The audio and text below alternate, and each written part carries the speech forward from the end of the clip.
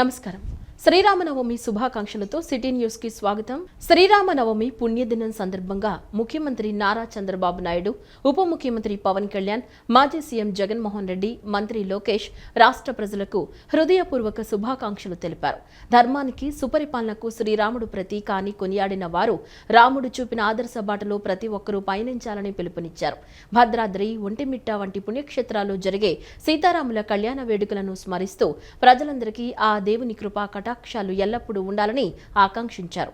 శ్రీరాముడి ఆశీస్సులతో రాష్ట్రం మరింత అభివృద్ధి పదంలో ముందుకు సాగాలని వారు తమ సందేశాల్లో మనస్ఫూర్తిగా కోరుకున్నారు. శ్రీరామనవమి మహోత్సవం సందర్భంగా ముఖ్యమంత్రి నారా చంద్రబాబు నాయుడు రాష్ట్ర ప్రజలకు హృదయపూర్వక శుభాకాంక్షలు తెలియజేశారు. ధర్మానికి, సుపరిపాలనకు శ్రీరామచంద్రుడు ప్రతీక అని కొనియాడారు. ఆదర్శ పురుషుడు, కర్తవ్య పరాయణుడైన శ్రీరాముడు అవతరించిన ఆయన కళ్యాణం జరిగిన పవిత్రమైన రోజే శ్రీరామనవమి అని చంద్రబాబు వివరించారు. ఈ సందర్భంగా ఆయన ఒక సందేశం విడుదల చేశారు. శ్రీరాముడు అంటేనే ప్రజారంజక పాలన అని, రామరాజ్యాన్ని స్థాపించుకోవడానికి ప్రతి ఒక్కరూ తమ వంతు కర్తవ్యాన్ని నిర్వర్తించాలని పిలుపునిచ్చారు. శ్రీరామచంద్రమూర్తి చూపిన బాటలో పయనిస్తూ ఆయన సుగుణాలతో ప్రతి ఒక్కరూ ఆదర్శవంతమైన జీవితం గడపాలని ఆకాంక్షించారు. ప్రజలందరికీ, వారి కుటుంబ సభ్యులకు ఆ శ్రీరాముడి కృపా కటాక్షాలు ఎల్లప్పుడూ ఉండాలని మనస్ఫూర్తిగా కోరుకుంటున్నట్లు ముఖ్యమంత్రి చంద్రబాబు తన సందేశంలో పేర్కొన్నారు. అలాగే ఉప ముఖ్యమంత్రి పవన్ కళ్యాణ్ కూడా రాష్ట్ర ప్రజలకు శ్రీరామనవమి శుభాకాంక్షలు తెలిపారు. ఆయన రామో విగ్రహవన్ ధర్మ అని ప్రస్తావిస్తూ రాముడు ధర్మానికి మూర్తిభవించిన రూపమని కొనియాడారు. ధర్మం, నీతి, ఆదర్శ జీవనానికి శ్రీరాముడు ప్రతీక అని తెలిపారు. ఒంటిమిట్ట మరియు భద్రాచలం వంటి ప్రదేశాల్లో జరిగే సీతారాముల కళ్యాణ వేడుకలను పవన్ కళ్యాణ్ ప్రస్తావించారు. మాజీ ముఖ్యమంత్రి వైఎస్ జగన్మోహన్ రెడ్డి రాష్ట్ర ప్రజలకు శ్రీరామనవమి శుభాకాంక్షలు తెలియజేశారు. శ్రీరాముడు చూపిన ఆదర్శాలు నేటి సమాజానికి ఎంతో అవసరమని ఆయన పేర్కొన్నారు. మంత్రి లోకేష్ కూడా ప్రజలకు శ్రీరామనవమి శుభాకాంక్షలు తెలియజేశారు. శ్రీరాముడి ఆశీస్సులతో రాష్ట్రం మరింత అభివృద్ధి పథంలో పయనించాలని ఆయన ఆకాంక్షించారు.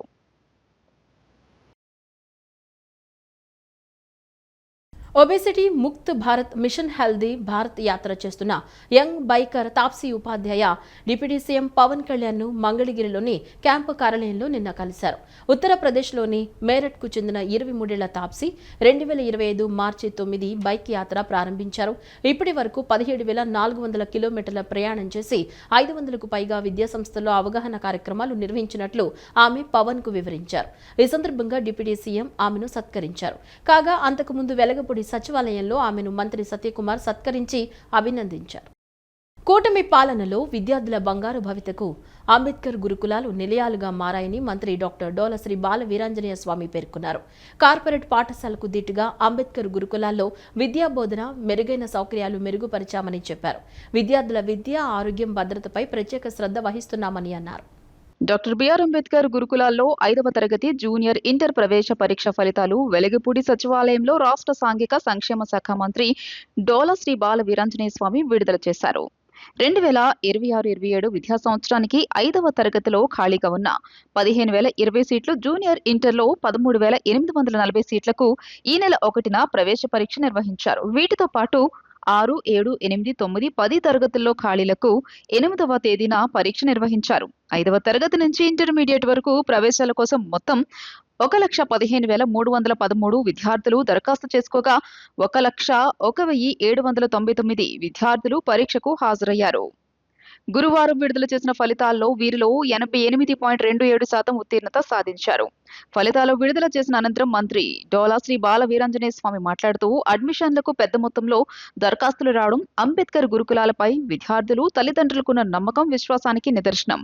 కూటమి పాలనలో పేద విద్యార్థుల బంగారు భవితకు నిలయాలుగా అంబేద్కర్ గురుకులాలు మారాయని, కార్పొరేట్ పాఠశాలలకు ధీటుగా అంబేద్కర్ గురుకులాల్లో నాణ్యమైన విద్యా బోధన, మెరుగైన సౌకర్యాలు కల్పిస్తున్నామని వివరించారు. రాష్ట్రంలో ఐఐటి, నీట్ ఎక్సలెన్సీ సెంటర్లు 3 నుంచి 10కి పెంచామని, ఐఐటి, నీట్లో త్రుటిలో అర్హత కోల్పోయిన వారికి లాంగ్ టర్మ్ కోచింగ్ ఇస్తున్నామని చెప్పారు. గురుకులాల్లో ఇంటర్ విద్యార్థులకు ఎంసెట్, నీట్తో పాటు దేశంలో, రాష్ట్రంలో ప్రసిద్ధ యూనివర్సిటీలు, విద్యాసంస్థలకు దరఖాస్తులు చేయించి వాటిలో సీట్లు సాధించడమే లక్ష్యంగా ప్రోత్సహిస్తున్నామని మంత్రి పేర్కొన్నారు. పశ్చిమాసియాలో యుద్ధం కారణంగా పెరుగుతున్న ఇంధన ధరల పట్ల ఆందోళన చెందుతున్న సామాన్యులకు కేంద్ర ప్రభుత్వం తీపి కబురు అందించింది. పెట్రోల్, డీజిల్పై అదనపు ఎక్సైజ్ సుంకాన్ని భారీగా తగ్గిస్తూ ఉత్తర్వులు జారీ చేసింది. లీటర్ పెట్రోల్పై ఎక్సైజ్ సుంకాన్ని 13 రూపాయల నుంచి 3 రూపాయలకు తగ్గించింది. లీటర్ డీజిల్పై 10 రూపాయలుగా ఉన్న సుంకాన్ని 0కు తగ్గించింది.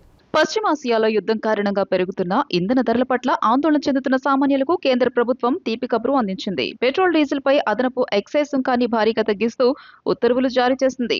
లీటర్ పెట్రోల్పై ఎక్సైజ్ సుంకాన్ని 13 రూపాయల నుంచి 3 రూపాయలకి తగ్గించింది.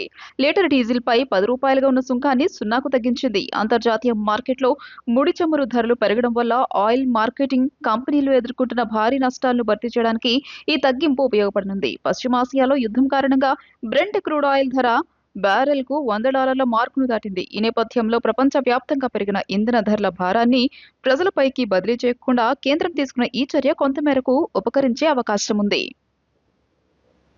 Arcelor Mittal steel plant credit తనదేనని మాజీ ముఖ్యమంత్రి జగన్మోహన్ రెడ్డి అబద్దాలు చెప్తున్నారని ఏపీ స్వచ్ఛంద్ర కార్పొరేషన్ చైర్మన్ కొమ్మారెడ్డి పట్టాభిరామ్ మండిపడ్డారు.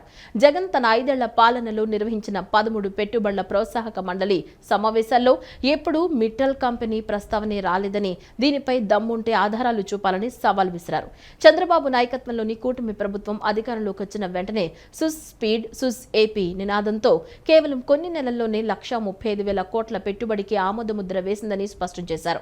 గతంలో జేటాక్స్ వేధింపులతో జాకీ, అమర్ రాజా వంటి కంపెనీలను తరిమేసిన చరిత్ర జగందని, ఇప్పుడు లోకేష్ విజన్తో గ్లోబల్ కంపెనీలు రాష్ట్రానికి క్యూ కడుతుంటే ఓర్వలేక విష ప్రచారం చేస్తున్నారని ధ్వజమెత్తారు. నకిలీ మద్యం, కల్తీ నెయ్యి, బాబాయ్ గొడ్డలిపోటు, సొంత తల్లి చెల్లిని గెంటివేయటం వంటి వికృతమైన క్రెడిట్లు జగన్ సొంతమని, వాటిని ఎవరూ చోరీ చేయరని ఎద్దేవా చేశారు.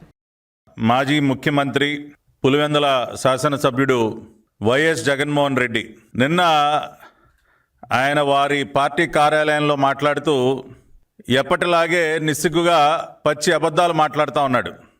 గౌరవ రాష్ట్ర ముఖ్యమంత్రి వర్యులు నారా చంద్రబాబు నాయుడు గారు, గౌరవ ప్రధానమంత్రి గారి యొక్క సహకారంతో, నారా లోకేష్ గారి యొక్క కృషి ఫలితంగా మన రాష్ట్రానికి వచ్చినటువంటి దేశంలోనే అతిపెద్ద steel plant Arcelor Mittal Nippon steel plant యొక్క శంకుస్థాపన కార్యక్రమం ఎంత వైభవంగా జరిగిందో మొన్న మనం చూసాం అందరం కూడా ప్రత్యక్షంగా.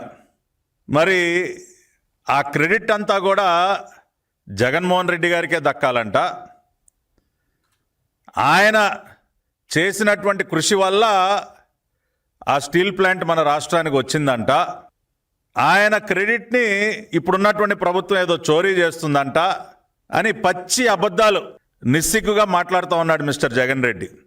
అది ఆయనకి బాగా అలవాటైన పనే అనుకోండి. బట్ వాస్తవాలు ఈ రోజున రాష్ట్ర ప్రజలకి తెలియజేయాలి. ఎవరి యొక్క కృషి ఫలితంగా, ఏ ప్రభుత్వం యొక్క స్పీడ్ ఆఫ్ డూయింగ్ బిజినెస్ వల్ల, ఇవాళ ఏ నినాదంతో అయితే ఈ రాష్ట్ర ప్రభుత్వం అడుగులు ముందుకు వేస్తూ ఉందో, speed of doing business, choose speed, choose AP. Markapuram bus ప్రమాదంలో చనిపోయిన వారి కుటుంబాలకు రాష్ట్ర ప్రభుత్వం 5 లక్షల రూపాయలు పరిహారం ప్రకటించింది. గాయపడిన వారికి 2 లక్షలు సాయం చేస్తామని తెలిపింది. క్షతగాత్రులకు అందిస్తున్న వైద్య సాయంపై మంత్రులు, అధికారులు పర్యవేక్షించాలని కేబినెట్ సమావేశంలో సీఎం ఆదేశించారు. మార్కాపురం జిల్లాలో బస్సు ప్రమాద ఘటనలో మృతుల కుటుంబాలకు 5 లక్షల రూపాయల పరిహారం చెల్లించాలని ముఖ్యమంత్రి చంద్రబాబు నాయుడు ఆదేశించారు. ఈ ఘటనలో తీవ్రంగా గాయపడి చికిత్స పొందుతున్న వారికి 2 లక్షల రూపాయల చొప్పున సాయం అందించాలని సూచించారు. మార్కాపురం జిల్లా రాయవరం వద్ద జరిగిన బస్సు ప్రమాద ఘటనపై రాష్ట్ర మంత్రివర్గం గురువారం తీవ్ర విచారాన్ని వ్యక్తం చేసింది. బస్సు ప్రమాద ఘటనలో పలువురు మృతి చెందడం పట్ల సంతాపాన్ని తెలిపింది. బాధిత కుటుంబాలకు రాష్ట్ర మంత్రివర్గం సానుభూతిని తెలియజేసింది. ఈ ఘటనలో గాయపడిన వారికి మెరుగైన చికిత్స అందించాలని, బాధితులకు అందుతున్న వైద్యాన్ని పర్యవేక్షించాలని మంత్రులు, అధికారులకు సీఎం ఆదేశాలు జారీ చేశారు. ప్రమాదాల నివారణతో పాటు భవిష్యత్తులో ఇటువంటి ఘటనలు పునరావృతం కాకుండా ఉండేందుకు రవాణా, రహదారులు మరియు భవనాల శాఖ, పోలీస్, వైద్యారోగ్య శాఖలు సమన్వయంతో పనిచేయాలని ముఖ్యమంత్రి సూచించారు. ప్రణాళికలు అమలు చేసి ఈ తరహా ఘటనలు జరగకుండా చూడాలని ఆదేశించారు. రాయవరం ప్రమాద ఘటనపై పూర్తి స్థాయి విచారణ జరపాలని, దానికి అనుగుణంగా చర్యలు తీసుకోవాలని సీఎం స్పష్టం చేశారు. కుప్పం నియోజకవర్గ అభివృద్ధికి ముఖ్యమంత్రి చంద్రబాబు నాయుడు సమగ్ర ప్రణాళికలతో ముందుకు సాగుతున్నారని NTR trust managing trustee Nara Bhuvaneswari తెలిపారు. తన పర్యటనలో భాగంగా రామకుప్పంలో ఎన్టీఆర్ విగ్రహాన్ని ఆవిష్కరించి అన్నా క్యాంటీన్లను ప్రారంభించడంతో పాటు మరణించిన పార్టీ కార్యకర్తల కుటుంబాలను పరామర్శించి భరోసా ఇచ్చారు. ఎన్టీఆర్ ఆశయాల స్ఫూర్తితో మహిళా సాధికారత, నిరుద్యోగ భృతి, ఉచిత గ్యాస్ వంటి సంక్షేమ పథకాలను ప్రభుత్వం సమర్థవంతంగా అమలు చేస్తోందని ఆమె పేర్కొన్నారు. పరిశ్రమల రాకతో కుప్పానికి మహర్దశ పట్టబోతుందని, అన్ని రంగాల్లో నియోజకవర్గాన్ని అభివృద్ధి చేసేందుకు ముఖ్యమంత్రి చంద్రబాబు నిర్దిష్ట ప్రణాళికలు రూపొందించారని NTR memorial trust managing trustee Nara Bhuvaneswari తెలిపారు. కుప్పం నియోజకవర్గంలో 4 రోజుల పర్యటనలో భాగంగా 3వ రోజు భువనేశ్వరి పలు కార్యక్రమాల్లో పాల్గొన్నారు. ముందుగా శాంతిపురం మండలం శివపురంలోని నివాసంలో స్థానిక నేతలతో నారా భువనేశ్వరి బ్రేక్ఫాస్ట్ మీటింగ్ నిర్వహించారు. అనంతరం శాంతిపురంలో అన్నా క్యాంటీన్ను ప్రారంభించారు. ఆ తర్వాత రోడ్డు ప్రమాదంలో మృతి చెందిన ఐటీడీపీ కార్యకర్త రవి కుటుంబ సభ్యులను నారా భువనేశ్వరి పరామర్శించారు. రామకుప్పం మణేంద్రంలో ఎన్టీఆర్ విగ్రహాలను ఆవిష్కరించారు. రామకుప్పంలో శ్రీ కాశీ విశ్వేశ్వర స్వామి ఆలయంలో నిర్వహిస్తున్న ఉత్సవాల్లో పాల్గొని ప్రత్యేక పూజలు చేశారు. అనంతరం రామకుప్పం మండలం బల్ల గ్రామంలో మహిళలతో నారా భువనేశ్వరి సమావేశమయ్యారు. అనంతరం రామకుప్పంలో టీడీపీ కార్యకర్త ముజాహిద్ ఇంటికి వెళ్లి కుటుంబ సభ్యులతో మాట్లాడారు. సంక్షేమ కార్యక్రమాలు అందుతున్న తీరును అడిగి తెలుసుకున్నారు. అక్కడి నుంచి రామకుప్పం మండలం గోవిందపల్లి గ్రామానికి వెళ్లిన నారా భువనేశ్వరి ఇటీవల మరణించిన టీడీపీ కార్యకర్త ఆనంద్ కుటుంబాన్ని పరామర్శించి ధైర్యం చెప్పారు. పార్టీ అండగా ఉంటుందని వారికి భరోసా ఇచ్చారు. కుప్పం నియోజకవర్గం రామకుప్పంలో ఎన్టీఆర్ కాంసా విగ్రహావిష్కరణ కార్యక్రమానికి కార్యకర్తలు, అభిమానులు భారీగా తరలివచ్చారు. విగ్రహావిష్కరణ అనంతరం భువనేశ్వరి మాట్లాడుతూ సమాజమే దేవాలయం, ప్రజలే దేవుళ్లు అనే నినాదంతో ఎన్టీఆర్ తెలుగుదేశం స్థాపించారు. ప్రజల గుండెల్లో చిరస్థాయిగా నిలిచిన ఎన్టీఆర్ విగ్రహాన్ని ఆవిష్కరించడం నా అదృష్టంగా భావిస్తున్నట్లు తెలిపారు.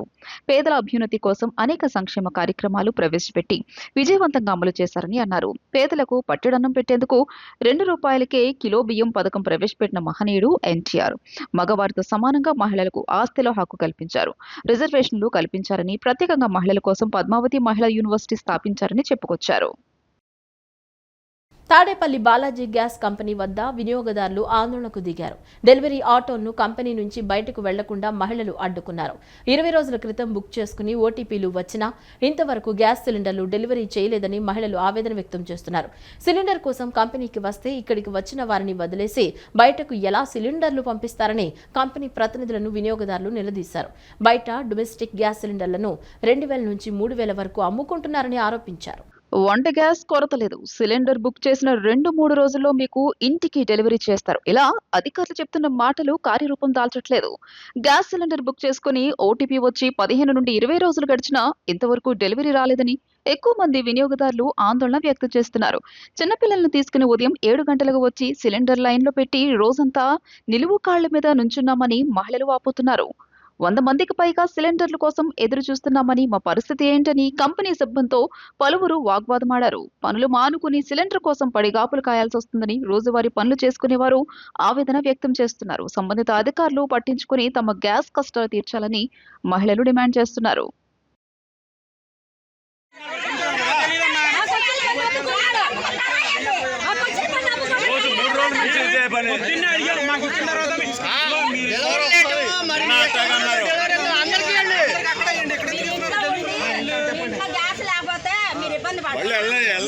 లేదు 14వ తారీఖు బుకింగ్ అండి.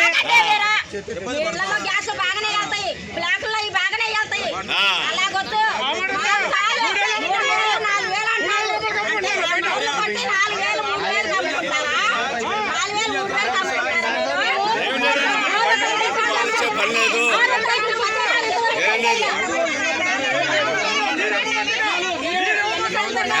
బుక్ చేసుకున్నా అమ్ముకున్నాడు అనుకో, వాడే సంకన ఆపుతాడండి.